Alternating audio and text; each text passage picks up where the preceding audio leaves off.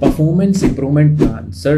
तो रिसेंटली मेरे को ना एक पिंग आया था मेरे स्टूडेंट का ही कि सर मेरे को ना पिप पे डाल दिया which is performance improvement plan. तो कुछ बताओ इसके बारे में सर, मैं कैसे करूँ सर, क्या मेरी जॉब चली जाएगी सर, इसके बाद क्या होगा, पिप पे डाल दिया सर, आप मेरे को बहुत सारे टास्क दे दिए, मैं क्या करूँ, क्या मैं उनको कर पाऊंगी, मुझे कैसे हैंडल करना है इस पिप को, राइट। इसके बारे में डिस्कशन करते हैं गाइस। पिप जिसको परफॉर्मेंस इंप्रूवमेंट प्लान भी कहते हैं ना, राइट, ये किसी की भी लाइफ में आ सकता है और ये बहुत बार आता है, ठीक है। मैंने 11 ईयर्स में बहुत सारे, क्योंकि मैं खुद मैनेजर रहा हूँ, राइट, मैंने बहुत सारे अपने जो मुझे असाइंड है, राइट, रिपोर्टीज वगैरह, उनमें भी देखा कि कई बार हमें पिप पे डालना पड़ता है क्योंकि उनकी परफॉर्मेंस ओवरऑल कम हो जाती है, राइट। अब देखो, मैनेजर होने के पॉइंट ऑफ व्यू से मुझे पता है ये चीज नेगेटिव भी है, पर हमें करना पड़ता है क्योंकि बहुत सारे लोग क्या होते हैं, कंफर्ट जोन में आ जाते हैं और बहुत सारे लोग एक जो चीज टास्क उनसे एक्सपेक्टेड होते हैं ना, वो नहीं कर रहे होते हैं, तो उनको डाल दिया जाता है परफॉर्मेंस इंप्रूवमेंट प्लान के अंदर। अब क्या तुम्हारी एकदम से जॉब चली जाएगी उसके अंदर, क्या हो सकता है कि एकदम से तुम्हें वर्क नहीं करने को मिलेगा, क्या तुम पिप को कर पाओगे नहीं कर पाओगे, कितने टाइम के लिए आओगे, राइट। इस सारी इन्फॉर्मेशन को एक बार डिकोड करते हैं इस वीडियो के अंदर। ये वीडियो बहुत इंपॉर्टेंट है, अगर आप फ्रेशर हो, मैनुअल टेस्टर हो, ऑटोमेशन टेस्टर हो, सॉफ्टवेयर इंजीनियर, कोई भी हो, पिप बहुत बार आपकी लाइफ में आ सकता है, ठीक है। तो ऐसा नहीं है कि नोट मी कि मैं नहीं आऊंगा, जरूरी नहीं है, बहुत बार हो सकता है कि कभी भी आपका नंबर आ सकता है जब भी परफॉर्मेंस डाउन जाएगी, ठीक है। तो समझ लो कैसे करना है इसको हैंडल, ठीक है। चलो स्टार्ट करते हैं। सबसे पहले मैं बताता हूँ, देखो, परफॉर्मेंस इंप्रूवमेंट प्लान जब भी आपके पास आएगा ना, डरने वाली कोई बात नहीं है। ये सिर्फ एक प्लान बनाया जाता है जिसके अंदर आपका मैनेजर या फिर आपका लीड, राइट, ठीक है, वो एक टेबुलर फॉर्म में या फिर हो सकता है एक्सेल शीट यूज करे, गूगल डॉक करे, कुछ भी यूज करे, उसमें आपके एक टास्क बताएंगे एक पर्टिकुलर टाइम पीरियड के अंदर। अब बहुत सारी कंपनीज क्या होती हैं, इसको करती हैं 15 डेज के अंदर, कुछ लोग करते हैं इसमें 30 डेज के लिए, कुछ लोग करते हैं 45 डेज के लिए, कुछ लोगों का 2 मंथ का होता है, राइट। तो डिपेंड करता है आप पे कि कितना, आपकी कंपनी पे कितना इसका एक ड्यूरेशन रखा जाता है। तो एक पर्टिकुलर ड्यूरेशन होता है। अब ड्यूरेशन पे क्या होता है, उसके अंदर आपके टास्क लिखे होते हैं और वो जनरली एक नंबर से मैप होते हैं। मुझे अच्छे से याद है कि जनरली जब मैं कंपनीज में था, राइट, मैंने रिसेंटली किसी का किया था, तो उसमें हमने जैसे ऑटोमेशन के नंबर, मैनुअल टेस्टिंग के नंबर, राइट, हमने नंबर फॉर्मेट में रखे थे कि ठीक है, हम टारगेट कर रहे हैं कि 10 से 15 टेस्ट केसेस आप वीक या फिर पर डे, जो भी बनता है एक नंबर, वो आप करोगे ऑटोमेट और ये डिलीवर करोगे, इतने P0s होंगे, आप ये रिस्पॉन्सिबिलिटी होगी। तो एक प्रॉपर प्लान को बनाया जाता है, ठीक है।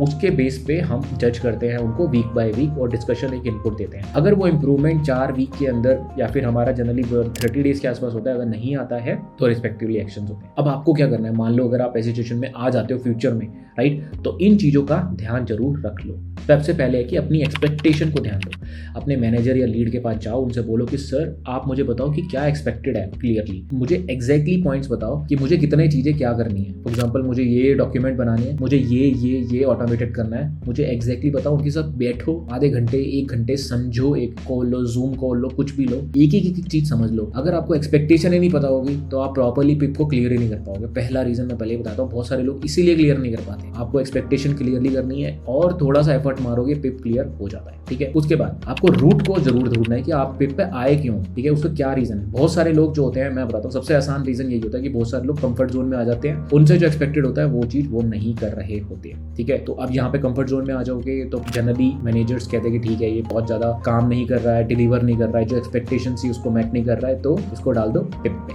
ठीक है। तो वहां से बचना है आपको, रूट को समझिए। अब अपना खुद का एक प्लान ऑफ एक्शन भी बनाना है कि ठीक है, उन्होंने मेरे को 10 टेस्ट केसेस बोले हैं कि मुझे हफ्ते में करने हैं, मैं 15 डिलीवर करूंगा। आप ओवर डिलीवर करना शुरू कर दो उसी वीक से, ठीक है। देखो, ओवर डिलीवर तो हमेशा ही करना चाहिए, कई बार हम अंडर डिलीवर करते हैं, उसी की वजह से हम पे जाते हैं। यही चीज तो समझने की कोशिश समझा रहा हूँ मैं आपको। तो बहुत बार हो सकता है यार, ये कई बार हम साइकोलॉजिकली, मेंटली हमें लगता है कि ठीक है, कुछ फर्क नहीं पड़ता, इतना कर दिया हमने, कोई फर्क नहीं पड़ता, मैनेजर नहीं देख रहा, मैनेजर को क्या पता। ट्रस्ट मी, मैनेजर्स को सब पता रहता है, उनको पता होता है कौन बंदा काम कर रहा है, कौन बंदा नहीं काम कर रहा है। सिंपल बात है, ये बहुत सच है। मैं खुद मैनेजर रहा हूँ ऑलमोस्ट लाइक 4-5 साल से, तो मुझे एग्जैक्टली पता है कौन कहाँ क्या काम कर रहा है और कौन काम नहीं कर रहा है। तो उसकी पीयर रिव्यू से आ जाता है, लोग जो उसके साथ काम कर रहे हैं उनके डिस्कशन से आ जाता है प्रॉपर्ली कि ये काम नहीं कर रहा है। तो प्लान ऑफ एक्शन खुद का भी बनाना है, ओवर डिलीवर करके रखो, कम्युनिकेट करो सीनियर मैनेजर से हमेशा और फीडबैक लेते रहो हर वीक। मैं तो कह रहा हूँ रोज या फिर 2 दिन बाद अपने फीडबैक्स मैनेजर से जरूर लेते रहो कि सर मेरा इंप्रूवमेंट दिख रहा है नहीं दिख रहा, प्लीज बताओ कि थोड़ा इंप्रूवमेंट इंप्रूवमेंट है कि नहीं है। ओवरऑल अपना इंप्रूवमेंट पे देखो, अगर इंप्रूवमेंट नहीं हो रहा है एक वीक में या कुछ भी है, फिर तो भाई नेक्स्ट जॉब ढूंढ लो, क्योंकि पिप नहीं क्लियर होगा उस समय। ठीक है, इंप्रूवमेंट पे ही फोकस रखना है बस।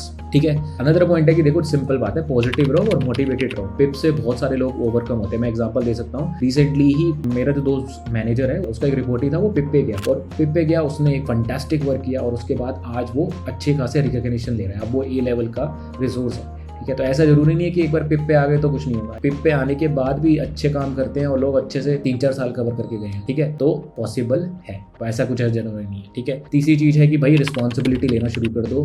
जैसे ही तुम्हें पिप पे लग गया कि भाई अब तो आ गया हमारा नंबर पिप का, रिस्पॉन्सिबिलिटी ज्यादा शुरू कर दो, ओवर डिलीवर शुरू कर दो, बिलिंग दिखाओ, प्रोएक्टिव हो जाओ। मैंने बहुत बार बताया। और आप सपोर्ट ले सकते हो लोगों से, अपने पीयर से बात करो कि यार मुझे थोड़ी हेल्प चाहिए, ये चीज़ें नहीं हो रही, ईमेल राइटिंग नहीं हो पा रहा, रिपोर्ट कैसे भेजनी है मुझे बताओ, ये टेस्ट केस कैसे करूँ। हेल्प लेना शुरू कर दो। हेल्प लोगे जितनी ज़्यादा उतना ज़्यादा इंप्रूवमेंट प्लान हो जाएगा। ओवर डिलीवर करोगे, पिप आराम से क्लियर होगा। मैंने बहुत लोगों को पिप क्लियर होते हुए देखा है, लेकिन मैंने बहुत लोगों को पिप फेल होते हुए भी देखा है। उसका रीज़न मैं आपको अब बताता हूँ।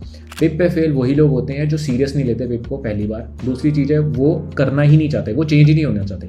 बहुत बार ऐसे मैंने देखा था, स्पेशली मैं यहाँ पे डिस्क्रिमिनेशन नहीं कर रहा, पर मैंने बहुत सारी ऐसी गर्ल्स को देखा था जो पिप पे आई और वो एक्चुअली में चेंज होना चाहती ही नहीं है। मतलब वो इंप्रूव ही नहीं करना चाहती। पता नहीं क्या रीज़न है, कोई हो सकता है कि फैमिली में या उनको कोई नेक्स्ट जॉब मिल गई है, पता नहीं क्या रीज़न है, पर वो चेंज नहीं होना चाहती। अब सिमिलरली ऐसा जरूरी नहीं है कि लड़कियों में, पर ये लड़कों में भी है। लड़कों में भी बहुत सारे लोग नहीं चेंज होना चाहते। सर मैं तो ऐसे ही काम करूंगा, मेरा ये काम करने का तरीका है, मैंने कर तो दिया सर, रिस्पॉन्सिबिलिटी नहीं लेते, बहुत सारी चीज़ों में प्रॉब्लम करते हैं। ठीक है, तो वो लोग पिप क्लियर नहीं कर पाते हैं। और ये पिप आपको ना खुद ही अंदर से आवाज़ आ जाएगी 2 हफ्ते बाद, या फिर जब आपका जब टाइम पीरियड होता है ना आधे में ही, कि क्लियर होगा नहीं होगा। ठीक है, क्लियर हो जाता है तो बहुत बढ़िया है। बहुत सारे लोग कर लेते हैं, ऑलमोस्ट लाइक मेरे को लगता है 60% के आसपास लोग पिप क्लियर कर लेते हैं। ठीक है, कोई वही डरने वाली बात नहीं है, पर बहुत सारे लोग नहीं भी करते हैं और इसमें फेलियर होने के चांसेस ज़्यादा होते हैं, क्योंकि अब क्लोजली मॉनिटर हो जाती है, माइक्रो मैनेजमेंट हो जाती है। मैनेजर आपके सर पे बैठा होगा और वो सुन रहा होगा कि क्या काम कर रहे हो क्या नहीं काम कर रहे हो। वो एक एक चीज को देखेगा। ठीक है, पहले आपके पास फ्रीडम थी तो आपने कम टेस्ट केस करे, कम डिलीवर किया, रिस्पॉन्सिबिलिटी नहीं ली। अब आपको प्रॉपरली काम दिखाना पड़ेगा और उसको फिर कंसिस्टेंट भी करना पड़ेगा। अब ये भी नहीं है कि पिप क्लियर हो गया तो उसके बाद ठीक है अब मस्त चलेगा। मैं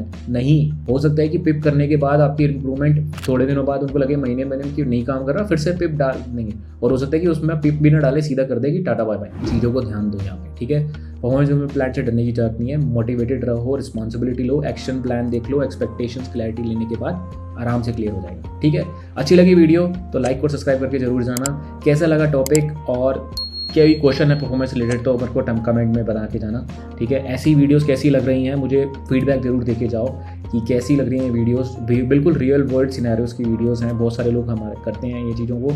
ठीक है, मिलता हूँ अगली वीडियो के अंदर। Thanks a lot for watching, bye.